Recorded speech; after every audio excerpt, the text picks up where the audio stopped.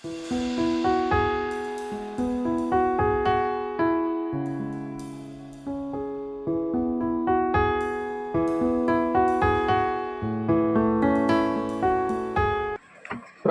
ప్రియులారా, ఈ దినము అపోస్తుల కార్యముల గ్రంథంలో 16వ అధ్యాయము 11వ వచనం నుంచి 15 వచనాల వరకు మనం చదువుకొని ఉన్నాం.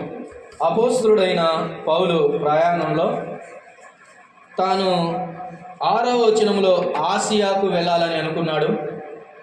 ఆసియాకు వెళ్ళకూడదు అని పరిశుద్ధాత్ముడు ఆటంకపరిచాడు. వారందరూ కూడా మరి ఆ దినము అక్కడ వేచి ఉన్నప్పుడు దేవుడు ఒక దర్శనము ద్వారా రాత్రి పౌలునకు మరి ప్రత్యక్షపరుచుకొని మాట్లాడినప్పుడు ఆ దర్శనమందు సువార్త ప్రకటించాలనే భారం, సువార్త ప్రకటించే ద్వారం తెరచి మాట్లాడినట్లు మనకు అర్థమవుతుంది. అటు ఇటు కాదు, వెళ్ళవలసింది మాసిదోనియాకు అని అర్థమైంది. మాసిదోనియా దేశస్థుడు ఒకడు వచ్చి అని చూస్తూ ఉన్నాం. వచ్చి మాకు సహాయము చేయుము అని ఆ దర్శనంలో పలికినప్పుడు ఆ మాట ప్రకారంగా వారు అక్కడి నుంచి బయలుదేరి మేము త్రోయను విడిచిపెట్టి వచ్చాము అని అంటున్నాడు 11వ వచనంలో. మేము త్రోయను విడిచి ఓడ ఎక్కి తినగా సముద్రాకేకును మరునాడు నేపులికిని అక్కడ నుండి ఫిలిప్పీకిని వచ్చితిమి. ఫైనల్గా వీరి ప్రయాణం ఎక్కడ ముగిసింది? ఫిలిప్పునకు వచ్చారు. ఫిలిప్పు అన్నది మాసిదోనియా దేశంలో ఒక ప్రధానమైన పట్టణం, కానీ రాజధాని కాదు. మాసిదోనియా అన్నది దేశం. మాసిదోనియా దేశానికి ఫిలిప్పు అన్నది ఒక ప్రధానమైన పట్టణము, కానీ అది రాజధాని మాత్రం కాదు. దానికి రాజధాని తెస్సలోనిక.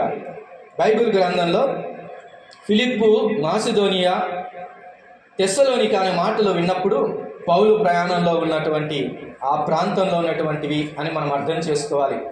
కాబట్టి మాసిదోనియా దేశానికి వచ్చాడు. దేశం మాసిదోనియా అని చూస్తూ ఉన్నాం. అందులో ఫిలిప్పు అనే పట్టణానికి వారు అక్కడికి వచ్చారు. అందుకే 12వ వచనంలో ఏం చెప్తున్నాడు చూడండి.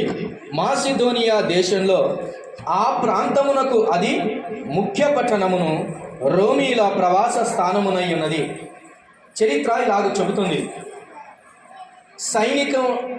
సైనికులలో పనిచేసి, సైన్యంలో పనిచేసి రిటైర్డ్ అయినటువంటి సైనికులు, ఎక్కువ శాతం సైనికులు ఈ ఫిలిప్పు పట్టణములో వారు సెటిల్ అయినట్టుగా కనబడుతుంది. కాబట్టి రోమా సామ్రాజ్యపు ఆధిపత్యం ఇక్కడ కూడా ఉంది, వారి పరిపాలన కింద ఉంది అన్నది మనం అర్థం చేసుకోవాలి. మాసిదోనియాలో, ఫిలిప్పులో కూడా రోమా సామ్రాజ్యపు అధికారంలో కింద ఉంది అన్న సంగతి మనం అర్థం చేసుకోవాలి.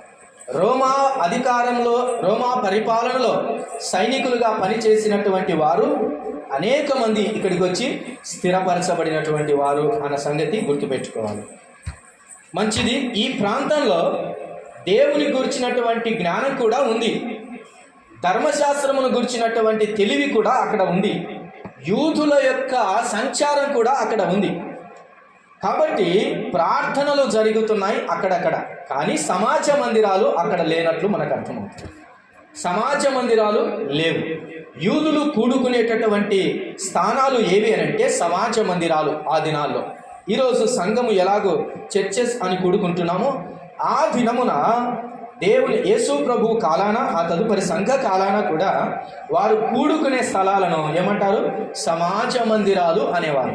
అయితే ఇప్పుడు లూదియా వచ్చిన ఈ ప్రాంతానికి ప్రార్థన జరుగుననుకొని వచ్చిన ఈ ప్రాంతంలో కూడా సమాజ మందిరము లేదు.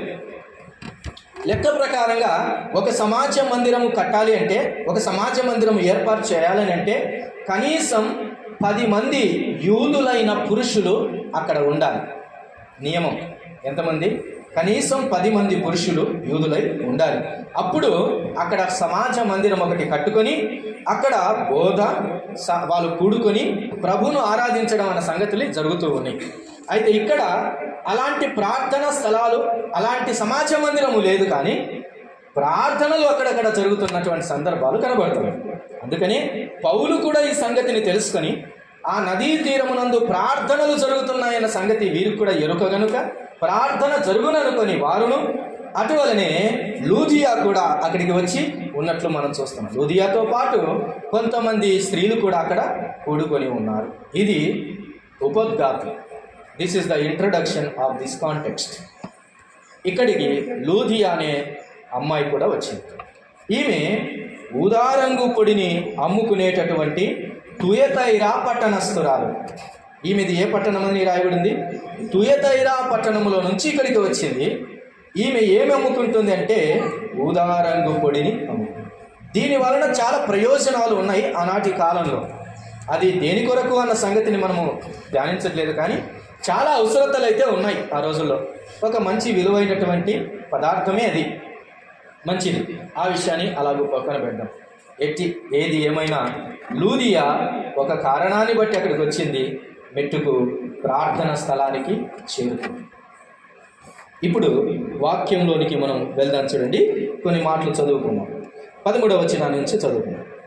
విశ్రాంతి దినమున గవిని దాటి నదీ తీరమున ప్రార్థన జరుగుననుకుని అక్కడికి వచ్చి కూర్చుండి కూడి వచ్చిన స్త్రీలతో మాటలాడుచుంటిమి. అప్పుడు లూదియాయను దైవభక్తి గల ఒక స్త్రీ వినుచుండేది. లూదియా అన్నటువంటి మాటకు అర్థం దీపము అని చూస్తూ, వెలిగేటటువంటి ఒక చిన్న దీపము అని చూస్తూ. లూదియా దైవభక్తి కలిగిన స్త్రీ అని కూడా రాయబడింది.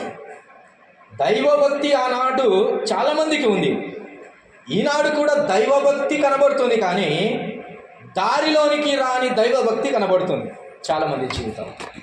అనగా సువార్తను అర్థం చేసుకొని, యేసు ప్రభు చేసిన శిలువ కార్యాన్ని అర్థం చేసుకొని, పాపం వలన వచ్చు జీతం మరణం, దాని నుంచి తప్పించుకోవటానికి యేసుక్రీస్తే మనకు వరం, ఆయన ద్వారా మాత్రమే నిత్య జీవాన్ని పొందుకోగలం. ఉదయకాల సమయంలో ఆరాధనకు చూసినట్లు దుష్టకాలములో నుంచి విమోచించుటకు, మన పాపముల నుంచి విడిపించుటకు క్రీస్తు తన్ను తాను అర్పించుకొనెను, ఆయన యందు విశ్వాసముంచిన వారు నిత్య జీవము పొందెదరు అన్న ఈ శుభవర్తమానం ఆనాడు చాలా మందికి తెలియదు. కానీ భక్తి ఏదో ఒక విధంగా అవలంబిస్తూ అయితే ఉన్నారు, కానీ సరైనటువంటి మార్గము వారికి తెలియని పరిస్థితి కనబడుతుంది. ఈరోజు క్రైస్తవుల్లో కూడా దేవుని విషయాలు తెలుసు, కానీ నిజమైన మార్గాన్ని ఎరగని స్థితిలో ఉన్నారు. అందుకే చాలా రోజులైనా కానీ వారి జీవితాలలో సంపూర్ణ మార్పు కానీ, దేవుని గురించినటువంటి విలువైన మహిమను కానీ వారు అనుభవించరు. తద్వారా వారికి ఏమవుతుందంటే, ఒకానొక స్థాయికి వచ్చే లోపల మందిరం అంటే ఒక ఆయాసం, భక్తి అంటే పెద్ద శ్రద్ధ లేకపోవటం, దేవుడు అంటే ఇక చాలే అన్న స్థితిలోనికి వెళ్ళటం, ఇలాంటి సందర్భాలు కనబడతాయి. కారణం ఏంటి అని అంటే, వారు భక్తి తెలుసు కానీ దేవుని భయముతో కూడిన నిజమైన మార్గంలోనికి వారు రాలేదు. ఓ రకంగా చెప్పాలంటే లూదియా కూడా అలాంటి స్థితిలోనే ఉంది. ఆమె భక్తే ఉంది. అలాగనుకుంటే అన్యుడైనటువంటి కొర్నేలికి కూడా ఏముంది? భక్తి ఉంది. ఆ భక్తి వలన వారు చేస్తున్న కార్యాలు, పుణ్యకార్యాలు, దాన ధర్మాలు అవన్నీ జరుగుతూ ఉన్నాయి, క్రియల్లో అవి కనబడుతూ ఉన్నాయి. కానీ దేవుని గూర్చిన జ్ఞానం, సిలువను గూర్చినటువంటి వర్తమానం వారికి తెలియదు. అలాగే కొర్నేలి కూడా పేతురు వచ్చి కుటుంబానికి సువార్త ప్రకటించినప్పుడు కుటుంబం అంతా రక్షణ పొందుతుంది. అందుకే అర్థం చేసుకోవాలి, క్రైస్తవ భక్తి వేరే, నిజమైన రక్షణ మార్గం వేరే. అది గుర్తుపెట్టుకోవాలి. ఈ కన్ఫ్యూజన్లో నువ్వు నరకానికి వెళ్ళొద్దు. కన్ఫ్యూజన్లో ఎక్కడికి వెళ్తున్నారు? నరకానికి వెళ్తున్నారు. కన్ఫ్యూజన్లో పరలోకాన్ని తప్పించుకుంటున్నారు. ఏంటా కన్ఫ్యూజన్? భక్తిలో ఉన్నామనుకొని, భక్తి గల కుటుంబంలో ఉన్నామనుకొని, క్రైస్తవుల కుటుంబంలోనే ఉన్నాం కదా, దేవుడు మమ్మల్ని ఏం చేయడానుకుంటున్నారు? నీవు సిలువయందు, నీవు క్రీస్తునందు సంపూర్ణమైన విశ్వాసము కలిగి నీ బ్రతుకు మార్చుకొని యేసు ప్రభు రక్తంలో కడగబడి బాప్తిసంలోనికి ఎప్పుడైతే ఎంటర్ అవుతావో అప్పుడు నిజమైన నిత్య జీవాన్ని పొందుకుంటావు. ఇది మార్గం. ఇది అర్థం కావాలి. ఇది అర్థం కానంత వరకు వ్యర్థమే. మంచిది. అయితే లూదియా విశ్రాంతి దినమున కూడా ఎక్కడికి వచ్చింది? ప్రార్థనకు వచ్చింది. లెక్క ప్రకారం విశ్రాంతి దినాన్ని ఏం చేయాలి? వాళ్ళు విశ్రాంతి దినాన్ని ఏం చేయాలి? చూడండి, లూకా సువార్తలు లేకపోతే యోహాను సువార్తలు కొన్ని మాటలు మనకు కనబడతాయి.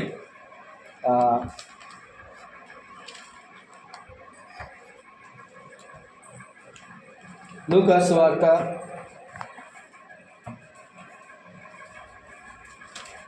23వ అధ్యాయము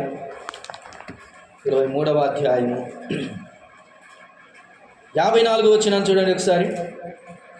54 వచ్చి ఆ దినము సిద్ధపరచు దినము విశ్రాంతి దినారంభము కావచ్చును.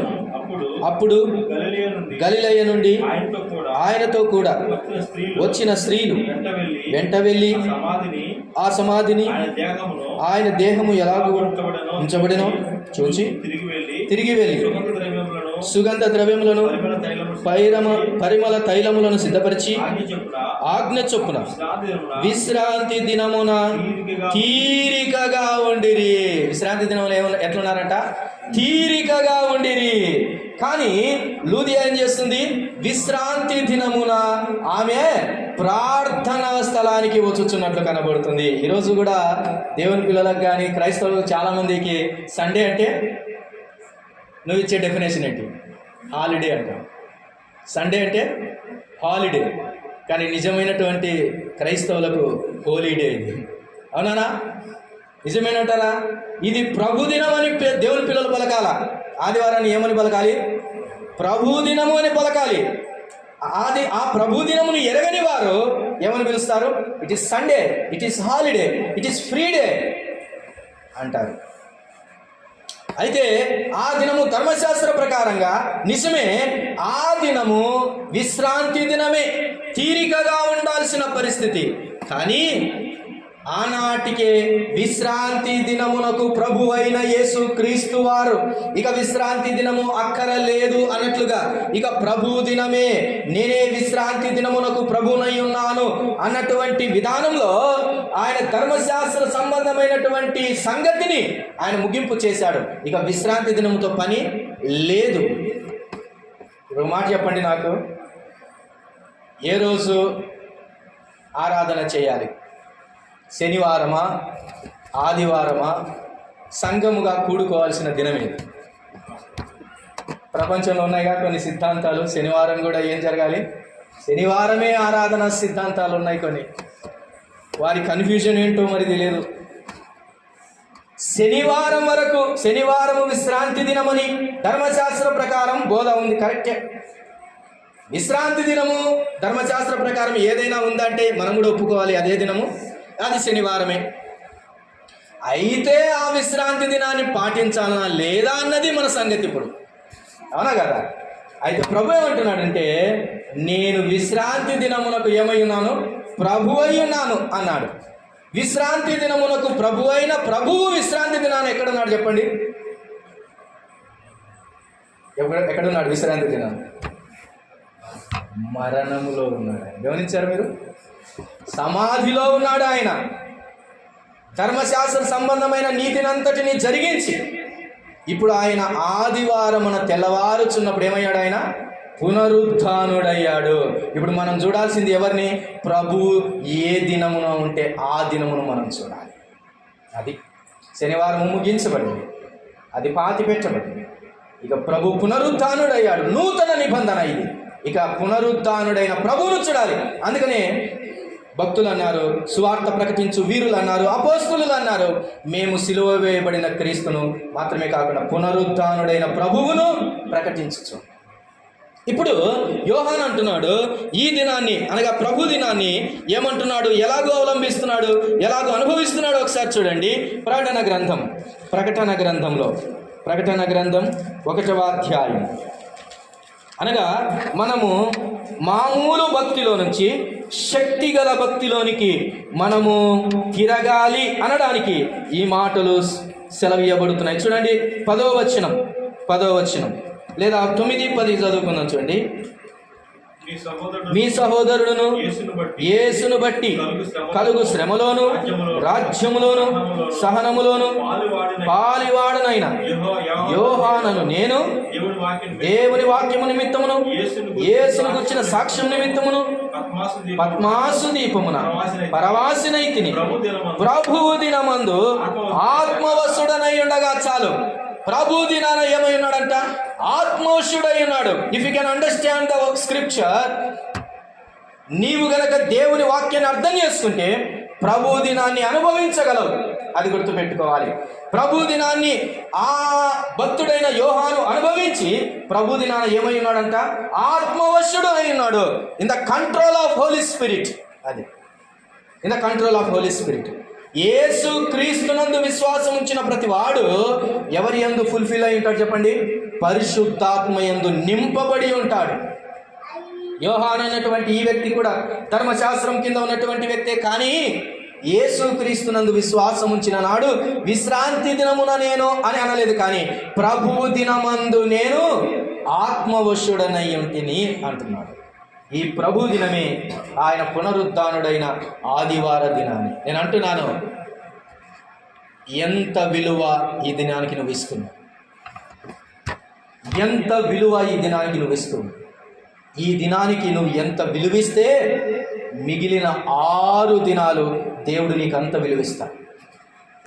If you can respect this day, God will honour you in all remaining days. మిగిలిన దినములన్నీ నువ్వు అనుభవించగలవు. చాలామంది క్రైస్తవులు కూడా ఈరోజు అంటున్నారు, ఏ మందిరానికి ఎందుకు వెళ్ళాలి అంటున్నారు. ఎందుకు వెళ్ళాలి అంటున్నారు.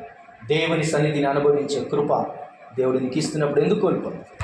ఒకనాడు ఆదివారాలన్నీ పోతాయిలేండి ఈ లోకాన్ని విడిచిపెట్టి, కానీ ప్రభు దినమందు ఆత్మవశులు. కాబట్టి ఆ పరంపరలో విశ్రాంతి దినాన్ని కూడా ఆమె సరిగా ఉపయోగించుకొని విలువైన వర్తమానము దగ్గరికి, యేసుక్రీస్తు యొక్క శిలువ సువార్త దగ్గరికి లూదియా బయలుదేరి వస్తుంది. నిజమైన విశ్రాంతి దగ్గరికి వస్తుంది. విశ్రాంతి దినమును విలువైన దినముగా మార్చుకుంటున్న లూదియాగా కనబడుతుంది. నీ జీవితంలో విలువైన దినము ఏదైనా ఉందా? నా జీవితంలో ఒక దినం ఉంది, విలువైన దినం. నీ జీవితంలో ఉందా ఆ విలువైన దినం? సెప్టెంబర్ మాసం 11వ తారీఖు 2006వ సంవత్సరం నా జీవితంలో విలువైన దినం. నీ జీవితంలో ఉందా? ఉంటే ఆ విలువైన దినాన్ని మనం మర్చిపో. వారమంతటిలో విలువైన దినముగా దేవుడు మనకిచ్చాడు. ప్రభువును జ్ఞాపకము చేసుకోవటానికి, ఆయన బల్లను సమీపించటానికి, పరిశుద్ధుల సహవాసం చేయటానికి, ప్రభు వాక్యం వినడానికి, సంఘముగా కూడుకోవడం అన్నది విలువైన పండగ. ఇది ఈ దినాన్ని మనం రెస్పెక్ట్ చేయాలి. కాబట్టి విశ్రాంతి దినమున గవిని దాటి నదీ తీరమున ప్రార్థన జరుగును అనుకొని, అక్కడ మాట చూడండి. విశ్రాంతి దినమున ఆమె చేసిన ఘనకార్యం ఏంటంటే గవిని దాటి వచ్చింది. గవిని దాటింది. గవిని దాటడము అని అంటే ఎంతో తెలుసా?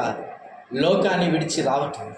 ఎక్కడికి వస్తుంది? గవిని దాటి ప్రార్థనకు వస్తుంది. ఈ లోకంలో ఆదివారమున ప్రభు దినాన నీ జీవితంలో ఎన్ని సమస్యలున్నా, ఎన్ని ఇబ్బందులున్నా, ఎన్ని సంసార జీవితాల ఆటంకాలు ఉన్నా, కానీ గవిని అనే దానిని దాటి రావాలి, ప్రభు దగ్గరికి రావాలి. గవిని దాటితేనే నీ జీవితంలో ప్రార్థన వెలుగు నువ్వు చూస్తావు. లూదియా చేసిన పని గవిని దాటి వచ్చేసింది. అందరూ దాటి రావాల్సిందే నదీ తీరానికి రావాలంటే, దేవుని సన్నిధిని అనుభవించాలంటే లోకపు గవిని దాటాలి. ఎబ్రీ పత్రికలో మన ప్రభుని గురించి రాయబడిన మాట, ఆయన గవిని వెలుపట మన కొరకై శ్రమనొందెను. గవిని వెలుపట ఆయన మన కొరకై శ్రమనొందెను. మన ప్రభు ఎక్కడైనా దొరుకుతాడా అంటే ఆయన గవిని వెలుపట మనకు దొరుకుతాడన్న సంగతి ఈ దినమున ఈ ఆత్మీయమైన వర్తమానము నీ హృదయంలో స్థిరపరచబడును గాక. ఎల్లప్పుడూ కూడా దేవుణ్ణి అనుభవించాలంటే లోకపు గవిని దాటాల్సిందే. కుటుంబ బంధాలు అనే ఈ లోకపు బంధాలు, లోక ఆచారాలు, లోక బంధాలు, లోకపు క్రియలు, ఇవి ఎప్పుడైతే దాటుతావో ప్రభువును అనుభవించగలుగుతావు. చాలామంది దాటలేకపోతున్నారు. కొంతమంది గవిని దగ్గరనే నిలబడిపోతున్నారు. ఎక్కడికి రావాలి? గవిని దాటి రావాలి. విశ్రాంతి దినాన ఆమె చేసిన ఘనమైన కార్యం గవిని దాటి వచ్చింది. ఈరోజు ప్రభు దగ్గరికి నువ్వు వచ్చావంటే గవిని దగ్గరే ఉండి వచ్చావా? గవిని దాటుకొని వచ్చావా? ఆలోచన చేయి. గవిని దాటిన అనుభవం నీకు ఉంటే లోకము కాదు శాశ్వతం, దేవుడే శాశ్వతం అనే అనుభవం ఈ జీవితంలో ఉంటే ప్రభుని ఎప్పుడు విడిచిపెట్టాడు. మంచిది, నేను దాటి వెళ్తున్నాను. రెండవ మాటను చూడండి. ఆమె జీవితంలో జరిగిన గొప్ప మాటను మనం చూద్దాం. చూడండి 14వ వచనం. లూదియను దైవభక్తి గల ఒక స్త్రీ వినుచుండెను. ఒకటి, విశ్రాంతి దినమున గవిని దాటి వచ్చిన లూదియాగా చూస్తూ ఉన్నాం. రెండవది, దైవభక్తి కలిగిన ఈమె వినుచుండెను అని చూస్తూ. లూదియా జీవితంలో వెలుగు కలిగిన దీపమై ఉన్నది అని అర్థం వచ్చి ఆమె జీవితంలో రెండవ అమూల్యమైన కార్యం ఏం చేస్తుందో తెలుసా? వినుచుండెను అనే మాట. చాలామంది జీవితాల్లో దేవుని మందిరానికి వస్తాం కానీ ఏం చేయము? వినటం అన్నది నీ జీవితంలో మెరుగుపరుచుకోవాలి. అసలు ఇప్పుడు ఏ లోకంలో ఉన్నామో తెలుసా? మనం ఇప్పుడున్న ప్రపంచం ఎట్లాంటిదో తెలుసా? వినడం మానేసింది. ఇప్పుడున్న ప్రపంచం ఏం చేసింది తెలుసా? వినడం మానేసింది. స్కూల్లో పాఠాలు పిల్లోడు వినట్లేదు, కాలేజీలో స్టూడెంట్స్ పాఠాలు వినట్లేదు, పెద్దల మాట పిల్లలు వినట్లేదు, అధికారుల మాట ప్రజలు వినట్లేదు. వినటం మానేసిన జీవితాలు. వినగల చెవి పోయింది. చెవిటోళ్ళు అయిపోయారు చాలామంది. చెవిటితనం వచ్చేసింది. కారణం ఏంటంటే వినట్లేదు. వినకపోతే ఎన్ని నష్టాలు జరుగుతాయో తెలుసా? ఒక మాట అన్నాడు, చెవి గలవాడు వినును గాక అన్నాడు. చెవిలో ఉన్నాడు వినడు. మనందరికీ చెవులు ఉన్నాయి కదా. అలాగైతే వినగల చెవి దేవుడు మనకిస్తాడు. వినుట అనే జీవితం అనే అనుభవం నీ జీవితంలోనికి రావాలి. ఖాళీ సమయం దొరికిందా? ఏం వింటున్నాం? దేవుని మాటలను వినాలి. మీరు అలా చెప్తారు, వినుట వలన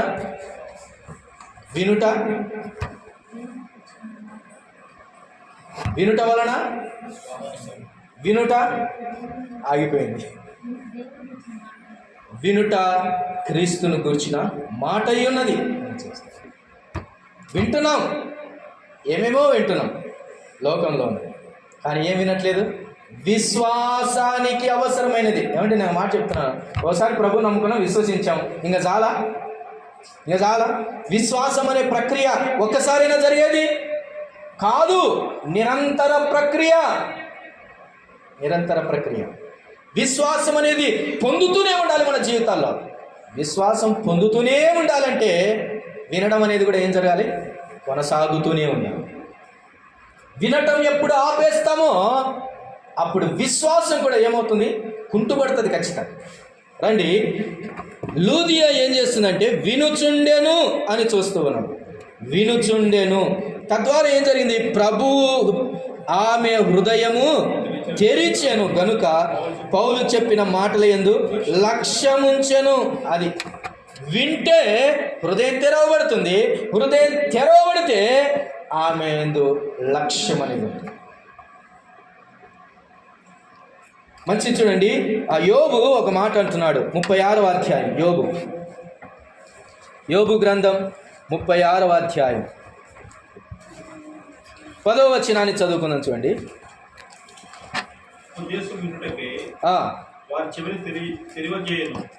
ఉపదేశము వినుటకై వారి చెవిని తెరువజేయును, పాపము విడిచి రండని ఆజ్ఞయించును. వారు ఆలకించి ఆయనను సేవించిన ఎడల తమ దినములను క్షేమముగాను తమ సంవత్సరములను సుఖముగాను వెళ్ళబుచ్చెదరు. చాలు వినండి ప్రియులారా, పాపము విడిచి రండని ఉపదేశము వినుటకై వారి చెవిని తెరవచేయును. ఉపదేశము వినటానికి చెవి తెరవబడాలి. దేవుని సహాయము వలన ఎవరైతే ఉపదేశం విని వారి చెవిని తెరవజేసుకుంటారో పాపము విడిచి రండని ఆజ్ఞ ఇచ్చుచున్నాడు. ఆలకించి ఆయనను సేవించిన ఎడలా ఏం జరుగుతుందంటే చూడండి ఆ తర్వాత మాట, తమ దినములను క్షేమముగాను తమ సంవత్సరములను సుఖము. క్షేమము సుఖము అనేది ఊరికి వస్తుందా? ఊరికి వస్తుందండి. దేవుని మాట వినాలి. దేవుని మాట వింటేనే, ఆలకించితేనే ఆయనను సేవించగలుగుతాం. లేదా భక్తి ఆయాసం అవుతుంది. భక్తి అనేది ఆయాసం. కొంతమందికి భక్తి ఏమైపోయింది? ఎక్కువైపోయింది. భక్తి ఎక్కువైపోయింది. నాకేం చెప్తావు లేదంటున్నారు. ఏదైనా ఒక మాట వాక్య ప్రకారం చెప్తే మనకి 10 మాటలు చెప్పేటోళ్ళు ఉన్నారు. కారణం ఏంటి? ఎక్కువైపోయింది భక్తి, కానీ శక్తి లేదు. భక్తి ఎక్కువైనట్టుంది కానీ శక్తి లేదు. అందుకని యోబు అంటున్నాడు, వారి చెవిని తెరవచేయువాడు ఉపదేశం ఆలకించి. నీ చెవి తెరవబడేదానిగా చేసేది ఏంటో తెలుసా? దేవుని ఉపదేశం. దేవుని ఉపదేశం. చెవి బాగాలేకపోతే డాక్టర్ దగ్గరికి వెళ్తే ఆయన ఏం చేస్తాడు? చెవిని బాగా క్లీన్ చేస్తాడు. దాంట్లో మైక్రోస్కోప్ పెట్టి చూస్తాడు ఏదైనా ఇన్ఫెక్షన్, తర్వాత మందులు ఇస్తాడు, సరి చేస్తాడు. చెవి పోటు వచ్చింది తెలియడం లేదు చాలామందికి. చెవి వినబడట్లేదు చాలామందికి. అది తెలుసుకోవాలి. అయితే దేవుని ఉపదేశము నీవు వింటే నీ చెవి తెరవబడుతుంది. అప్పుడు నీ దినములు క్షేమముగాను ఉంటాయి, నీ సంవత్సరములు సుఖముగా ఉండబడతాయి. లూదియాకున్న గొప్ప లక్షణం ఏంటంటే వింటుంది. సమూయేలు మొదటి గ్రంథం 15వ అధ్యాయము 22వ వచనంలో రాయబడిన సంగతి మనందరికీ తెలుసు. సమూయేలు మొదటి గ్రంథం 15వ అధ్యాయము 22వ వచనంలో రాయబడిన సంగతిని ఒక్కసారి చూద్దాం. చూడండి, చదవండి ఆ మాటను. సమూయేలు మొదటి గ్రంథం 15వ అధ్యాయం 22వ వచనం. అందుకు సమూయేలు గనుకొనుట వలన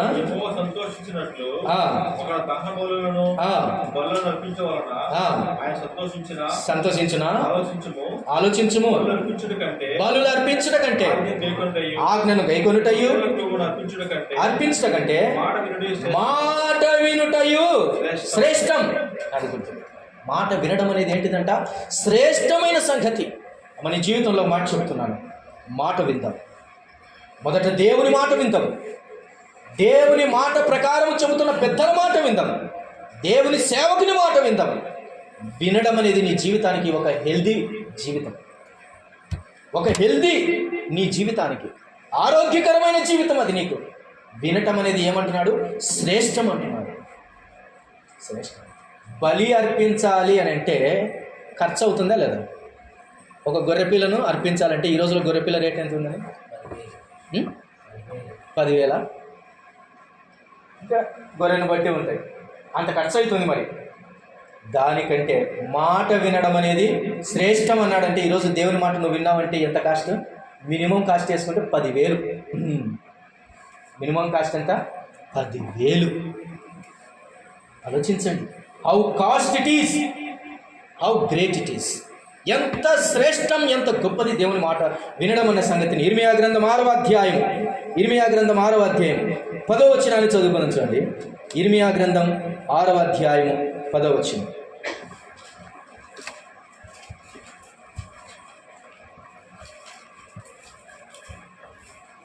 ఇందులో నేను ఎవరితో మాట్లాడదను, ఎవరికి సాక్ష్యం ఇచ్చేదను, వారు వినుటకు తమ మనసు సిద్ధపరచుకున్నారు, తమ మనస్సును సిద్ధపరచుకున్నారు గనుక వినలేకపోయి. ఇదిగో వారు యెహోవా వాక్యమందు సంతోషము లేని వారై దాని తృణీకరింతురు. అయ్యో చాలు చాలు చాలు చాలు. దేవుని వాక్యాన్ని ఏం చేస్తారంట? తృణీకరిస్తారంట. ఎవరు ఎవరు? విందురని నేనెవరితో మాట్లాడదును, ఎవరికి సాక్ష్యం ఇచ్చేదను? వారు వినుటకు తమ మనస్సు సిద్ధపరుచుకొనరు గనుక వినలేకపోయిరి. వినాలయ్యా దేవుని వాక్యాన్ని, వెళ్ళి వినాలి నేను దేవుని వాక్యాన్ని అని సిద్ధపరుచుకొనని వారు వినలేరు. వినలేకపోవుట వలన వారేమవుతారంట? ఇదిగో యెహోవా వాక్యమందు సంతోషము లేని వారై దానిని తృణీకరించురు. ఈరోజు దేవుని పిల్లలు కదా, వినండి. ఈరోజు ఏఐ జనరేషన్ ఎక్కడున్నాం మనం? ఏఐ జనరేషన్ దగ్గర ఉన్నాం. ఏఐ ఎట్లుందో తెలుసు? ఈరోజు హజరత్ లేకపోయినా హజరతే మాట్లాడినట్టు చూపిస్తాం ఏఐతో. రవ్వంత తేడా లేకుండా అట్టటి రోజులు వస్తున్నాయి. నీవే ఈ హత్య చేసావని కూడా నిరూపించవచ్చు ఏఐ ద్వారా. అంత క్లారిటీకి వస్తుంది. అలాంటి దినాల్లో దేవుని వాక్యం అంటే వినాలి. ఈ మధ్య కాలంలో లాస్ ఏంజెల్ విన్నారా మాట? అగ్నికి ఆహుతైన నేటి ప్రపంచంలో పట్టణం అది. కళ్ళ ఎదుట దేవుని సాక్ష్యం, ఇంకా దేవుడు సజీవుడై ఉన్నాడు అనడానికి నిలువెత్తు నిదర్శనం. ఇంకా ప్రభు కార్యాలు భూమి మీద జరుగుతున్నాయనడానికి ఒక స్పందన. విశ్వాసి మేలుకోవడానికి ఒక బూరధ్వని. అది రాకడకు మరో సూచన. మీరంతా గమనించండి. దేవుని మాట విననొల్లని పట్టణం అది. ఏ పట్టణం అది? విననొల్లని పట్టణం. అందరికీ తెలుసు.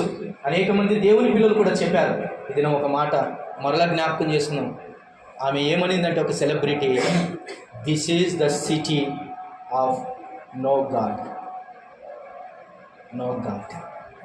దేవుడు లేని, దేవుడు అవసరం లేని, దేవుడు అన్న మాట ఇక్కడ జీరో అన్నటువంటి ఆమె తద్వారా కొద్ది రోజులకే దేవుని మహా ఉగ్రత రాబడింది. మీరు ఈ మాట గమనించండి. ఇక్కడ ఇర్మియా పత్రిక గ్రంథంలో చదివాం. ఇప్పుడు 11వ వచనాన్ని చూడండి.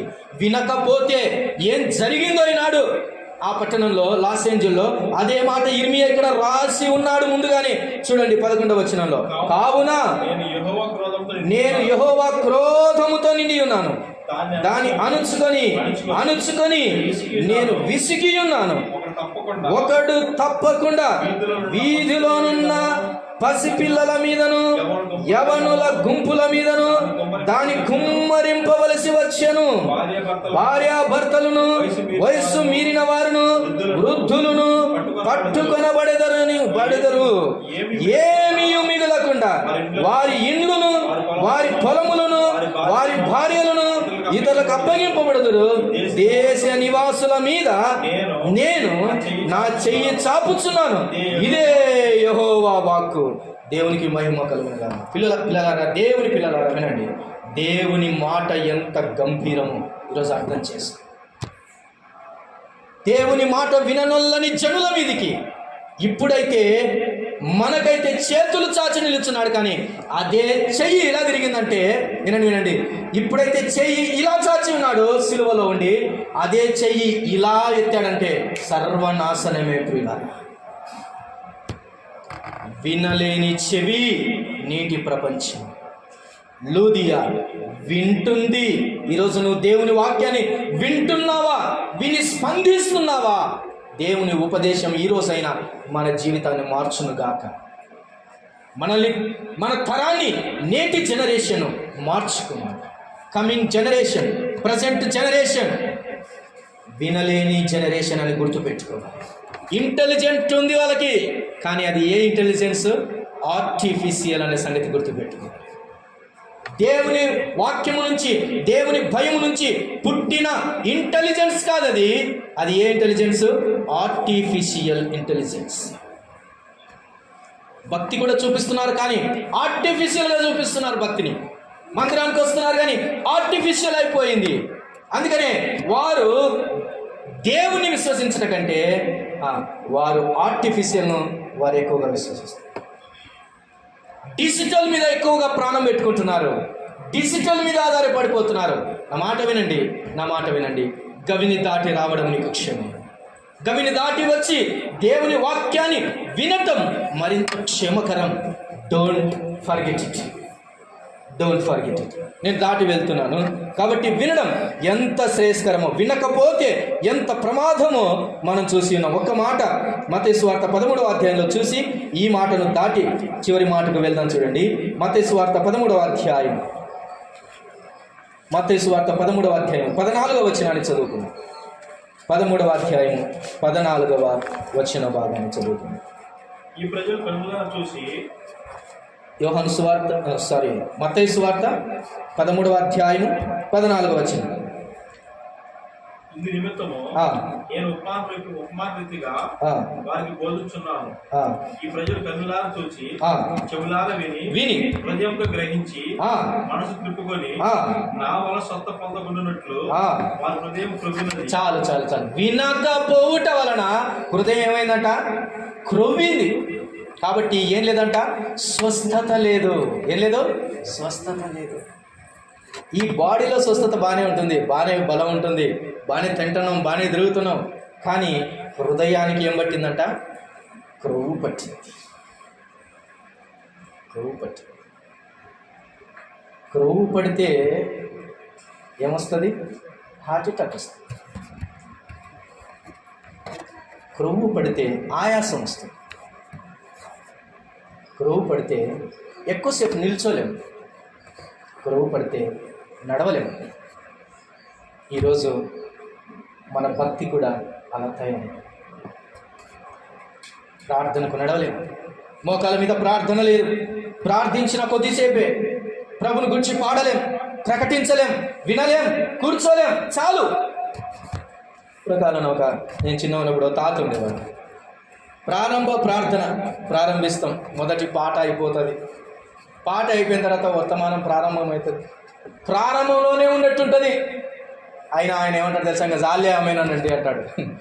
ఇంకా జాలే ప్రార్థన చేసి ఆమెనండి అంటాడు. అంటే ఆరంభంలోనే ఆమెన్ కోసం ఎదురు చూస్తున్న ప్రపంచం అది. ఎప్పుడు ఆమెనంటారా, ఎప్పుడు తప్పించుకొని పోదామా అని నేటి ప్రపంచం. కాబట్టి ప్రియమైన దేవుని వాళ్ళారా, హృదయం క్రొవ్విపోయింది. కారణం వినడం లేదు అంతే. చాలు, నేను ఈ మాట దాటి వెళ్తున్నాను. లూదియా వినింది అన్న సంగతి చూస్తున్నాం. చివరి మాటలోనికి నేను వస్తున్నాను. వినుట వలన ఆమె ఏం జరిగింది? 15వ వచనాన్ని చూడండి. 15వ వచనం. ఆమెయు ప్రభు హృదయము అనకాంచి ప్రభు ఆమె హృదయము తెరిచెను గనుక పౌలు చెప్పిన మాటల యందు లక్ష్యముంచెను. 14వ వచనం ముగింపు. 15వ వచనం. ఆమె ఇంటివారు బాప్తిసం పొందినప్పుడు ఆమె నేను ప్రభువునందు విశ్వాసము గలదానని మీరు ఎంచితే నా ఇంటికి వచ్చి ఉండుడని వేడుకొని మమ్మును బలవంతం చేశాను. ఆమె నేను ప్రభువునందు విశ్వాసము గలదానని ఎంచితే అంటే ఆమె విన్నప్పుడే ఏం జరిగిపోయింది? విశ్వసించడం అనేది జరిగిపోయింది. విశ్వసించింది. అంతవరకు లేని విశ్వాసం అనేది ఆమె జీవితంలో ఎంటర్ అయిపోయింది. విశ్వాసం అనేది ఆమె జీవితంలో ఎంటర్ అయిపోయింది. అంటుంది, ఒక రుజువు చేసుకుంటుంది. అయ్యా పౌలు గారు, అయ్యా మీరు అలా వినండి, నేను గనక విశ్వసించిన దానని మీరు కన్ఫర్మ్ చేస్తే మీరు ఎక్కడికి రావాలి? నా ఇంటికి. రోజులో బాప్తిసం తీసుకునే కంటే ముందు ఏం జరగాలి? విశ్వసించడం జరగాలి. ఏం జరగాలి? విశ్వసించడం జరగాలి. విశ్వసించిన తర్వాత అప్పుడు దానికి రుజువుగా ఏం చేయాలి? బాప్తిసం అనేది పొందాలి. ఈ రోజుల్లో విని విశ్వసించి మనసు మార్చుకొని జీవితం మార్చుకొని నేను ప్రభునందు విశ్వాసం ఉంచాను రూఢిపరచుకోకుండానే దేనికి వెళ్తున్నారు? బాప్తిసానికి వెళ్తున్నారు. షార్ట్ కట్లో ఇది ఒప్పుకోదు, రూల్ ఒప్పుకోదు. ఒకవేళ నువ్వు తీసుకోవచ్చేమో కానీ రూల్ ఒప్పుకోదు. అందుకని ఏమేమంటుంది తెలుసా? నేను విశ్వసించిన దానినైతే మీరు కన్ఫర్మ్ చేసుకుంటే నా ఇంటికి రండి. అప్పుడు ఆమె ఇంటికి వెళ్ళినప్పుడు ఇంటి వారంతా ఏం చేశారు చూడండి 15వ వచనంలో. ఆమె ఇంటి వారును బాప్తిసం పొందినప్పుడు అని చూస్తాం. ఇంటి వారందరూ ఏం చేశారంట? బాప్తిసం. నేను మాట చెప్తున్నాను. ఆమె గవిని దాటి బయటకు వచ్చింది, విశ్రాంతి దినమును దాటుకొని వచ్చింది. రెండవదిగా ఆమె విని ఉంది. మూడవది ఏం తీసుకొని వెళ్తుంది? ఇంటికి ఏం తీసుకొని వెళ్తుంది? విశ్వాసాన్ని తీసుకెళ్తుంది. నా మాట చెప్పండి, ఏం తీసుకొని వెళ్తుంది? విశ్వాసాన్ని తీసుకొని వెళ్తుంది. ఈరోజు నీ ఇంటికి ఏం తీసుకొని వెళ్ళాలి తెలుసా? విశ్వాసం కావాలి. చాలా కుటుంబాల్లో దేవుని మీద విశ్వాసము లేక, విశ్వాసము కరువై, విశ్వాస క్రియలు లేక అలమటిస్తున్నారు. ఆ విశ్వాసం అనేది నీ కుటుంబానికి శ్వాస లాంటిది. గుర్తుపెట్టుకో. ఎలాంటిది? శ్వాస. విశ్వాసము తరిగిపోతున్న రోజులు ఇవి. మన్నించండి, చెప్పాల్సి వస్తుంది. విశ్వాసం చాలామందిలో అణగారిపోతుంది, తరిగిపోతుంది, సన్నగిల్లిపోతుంది, తద్వారా కుంగిపోతుంది. విశ్వాసములో అలానే వెళ్తే నిన్ను ఒకనాడు విశ్వాస భ్రష్టులు అనాల్సి వస్తుంది. ఏం పేరు వస్తుంది? విశ్వాస భ్రష్టులు. దిగజారి అట్టడుగుకు వెళ్ళిన వానికి బిరుదు బైబిల్ ఏమిస్తుందో తెలుసా? విశ్వాస విషయంలో విశ్వాస భ్రష్టుడు అంటుంది. విశ్వాసంలో ఎదిగి ఉన్నత స్థాయిలోనికి వెళ్ళిన వానికి అదే బైబిల్ ఏం బిరుదు ఇస్తుందో తెలుసా? విశ్వాస వీరుడు అనిస్తుంది. ఏ బిరుదు కావాలి? ఏ బిరుదు కావాలి నీకు? ఈరోజు డిసైడ్ చేసుకుంది. విశ్వాస భ్రష్టత్వమా, విశ్వాస వీరత్వమా? ఎబ్రీ పత్రికలో ఆ భయంకరమైన స్థితి రాయబడింది. చూడండి, ఒక మాట చదువుకొని మనం ముగింపులోనికి, ప్రార్థనలోనికి వెళ్దాం. ఎబ్రీ పత్రిక 3వ అధ్యాయం, ఎబ్రీ పత్రిక 3వ అధ్యాయం 10వ వచనం నుంచి చదువుకుందాం. 10వ వచనం నుంచి చదువుకుందాం. కావున నేను ఆ తరము వారి వలన విసిగి వీరెల్లప్పుడు తమ హృదయాలోచనలు తప్పిపోచున్నారు, నా మార్గములను తెలుసుకొనలేదు గనుక నేను కోపముతో ప్రమాణం చేసినట్టు వారు నా విశ్రాంతిలో ప్రవేశింపరని చెప్పి తిని. సహోదరులారా, జీవము గల దేవుని విడిచిపోవునట్టి విశ్వాసము లేని దుష్ట హృదయము మీలో ఎవని యందైనను ఒకవేళ ఉండునేమో అని జాగ్రత్తగా చూసుకోండి. ఎవరు చూసుకోవాలండి? వేరే వాళ్ళు చూస్తారా? దీన్ని మనమే చూసుకోవాలి. ఒక్కసారి సమయం దొరికిందా? ఒక అరగంట సమయం దొరికిందా? ఒక్కసారి అలా కూర్చో, ఇంట్లో కాసేపు కూర్చో, మాట్లాడడం మానేయి, అందరితో డిస్కషన్స్ మానేయి, కాసేపు ఫోన్లు మానేయి, చాటింగ్లు మానేయి, నెమ్మదిగా అలా కూర్చొని లోపలికి ఒకసారి తొంగి చూసుకో. ఎవరా తొంగి చూసుకోవాలి తెలుసా? నా హృదయమా, విశ్వాసంలో నువ్వేమన్నా తరిగిపోతున్నావా? దేవుడు వద్దు అనే మనసు ఏమైనా వస్తుందా నీకు? ఏం ఆలోచిస్తూ కూర్చున్నావు నా హృదయమా అని ఒక్కసారి అలా టెస్ట్ చేసుకో, లోపలికి తొంగి చూసుకో. ఒకవేళ దేవుణ్ణే విడిచిపోవునట్టి దుష్ట హృదయము నీలో ఉందేమో. ఆ హృదయాన్ని ఏమన్నాడు? విశ్వాసము లేని దుష్ట హృదయం. ఎక్కడ విశ్వాసం ఉండదో అక్కడ ఏముంటుంది? దుష్టత్వం ఉంటుంది. అది అంటే దుష్టత్వం ఆవరించిందంటే విశ్వాసం పక్కకి. నేను ఒక ఎగ్జాంపుల్ చెప్తున్నా. నిండుగా దుష్టత్వం ఆవరించింది కయీనులో, నిండుగా విశ్వాసము ఆవరించింది హేబేలులో. అలా చెప్తుంది. నిండుగా దుష్టత్వము ఆవరించింది కయీనులో, నిండుగా విశ్వాసము ఆవరించింది హేబేలులో. దుష్టత్వము ఆవరించిన కయీను మర్డర్ చేసి చంపిపడేశాడు. విశ్వాసము ఆవరించినటువంటి హేబేలు మరణించిన మాట్లాడుతున్నాడు. దేవునికి మహిమ కలుగునుగాక. Death position, but there is a voice comes unto the Lord. మరణములో ఉన్న స్వరం దేవుని మహిమ గల స్థానాన్ని తాకుతుంది. ఈరోజు నేను ఒక మాట నన్ను చెప్పనివ్వండి, విశ్వాసం కలిగిన ఒక మాట చెప్తున్నాను. నీలో విశ్వాసము నిండుగా ఆవరించితే నీ వాయిస్ ఎక్కడికి వెళ్తుందో తెలుసా? దేవుని సన్నిధిని చేరుతుంది. నిజంగా చెబుతున్నాను, మన ప్రార్థనలు దేవుని సన్నిధికి చేరాలంటే విశ్వాసం చేత ఆవరించాలి. ఎప్పుడైతే విశ్వాసము నీ హృదయమును దూరంగా విడిచిపోతుందో ఆటోమేటిక్గా నీ హృదయం దుష్టత్వమే. అంతే అంతే. లూదియా విశ్వాసాన్ని సంపాదించుకొని హ్యాపీగా ఇంటికి వెళ్తుంది. నా మాటలు నేను ముగిస్తుంది. నెంబర్ 1, విశ్రాంతి దినమున గవిని దాటి వచ్చిన లూదియా. రెండవది, విని ప్రభువును అంగీకరించినటువంటి లూదియా. వినుటలో ఉన్న భాగ్యం చూసాం, వినకపోవుట వలన దౌర్భాగ్యం కూడా చూసాం. మూడవది, లూదియా జీవితంలో విశ్వాసాన్ని సంపాదించుకున్న ధన్యురాలుగా కనబడుతుంది.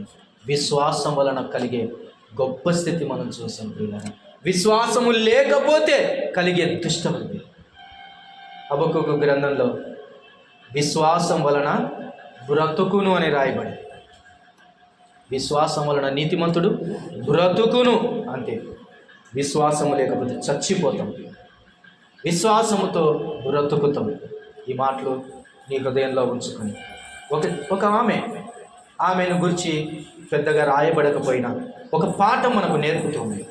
ఈ 3 విషయాలు నీ జీవితంలో ఉంచుకొని సంపూర్ణ సిద్ధి కలిగి, నేను అడుగుతున్నాను, లూదియా అనే మాటకు అర్థం ఏంటి? దీపమైనది, వెలిగేటటువంటి దివిటి అయ్యింది. నీ జీవితంలో వెలగాలి అంటే ఈ 3 విషయాలు అవసరం. విశ్రాంతి దేవున్న గవిని దాటే అనుభవం, లోకాన్ని విడిచిపెట్టాలి, వినాలి, వినలేని లోకంలో మనం ఉన్నాం, వినాలి మర్చిపోకుండా, విశ్వాసాన్ని కాపాడుకోవాలి. ఈ 3 నీ జీవితంలో చాలా అవసరం. ఈ దినము ఈ మాటల చేత దేవుడు నిన్ను ఆదరించును గాక. తలలు వంచండి, ప్రార్థన.